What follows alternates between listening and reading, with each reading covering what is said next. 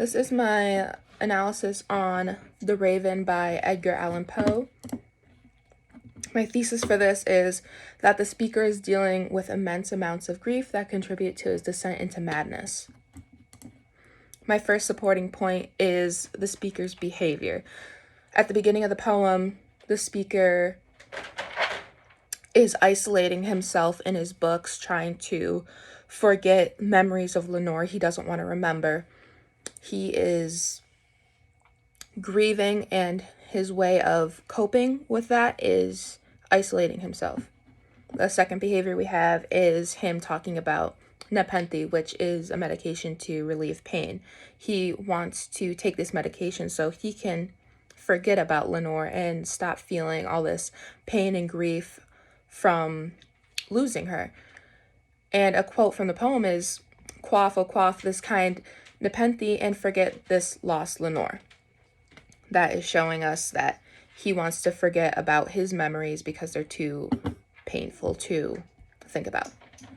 Our third behavior that we have is the speaker goes into a fit of rage when the raven, or the bird, keeps repeating nevermore.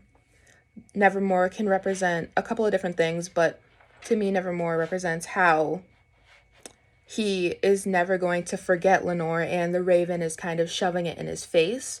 So he is angry, and because of that, he acts out on that through rage by chasing the bird, screaming at the bird, stuff like that. My second supporting point for my thesis is emotion. So the speaker exhibits a couple different emotions, mostly that he's depressed, anxious, and fearful, and is just full of anger. So at the beginning of the poem, he is depressed because he's lost Lenore. He's isolating himself, he's sad. And when he hears knocking on his door, he opens the door, but no one is there. So he becomes anxious and fearful because, maybe he thinks he's hearing things. Is it all in his head?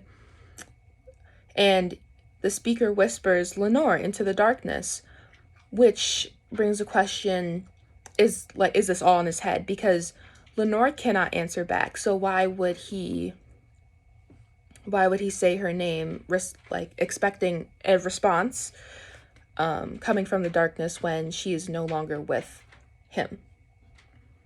Now that is a point to where you can see him kind of drifting into that madness because he is calling out to someone that's no longer exists. The third emotion we have is anger. So anger is the emotion, and then rage is going to be the action. So anger, he gets angry when the raven keeps repeating nevermore. Now, he especially gets angry when he realizes that there's a permanence of the raven, and this could be a figment of his imagination or a symbol for, his grief, that it's never going to go away. He's never going to forget about Lenore. In the poem, he says, "Prophet, said I, thing of evil prophet still, if bird or devil." Now, here he's comparing the raven to the devil.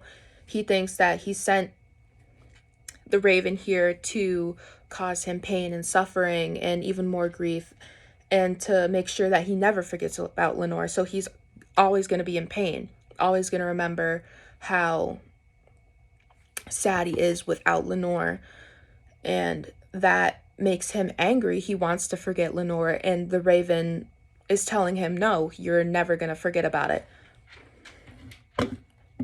Now, this is, another factor of, is he going insane?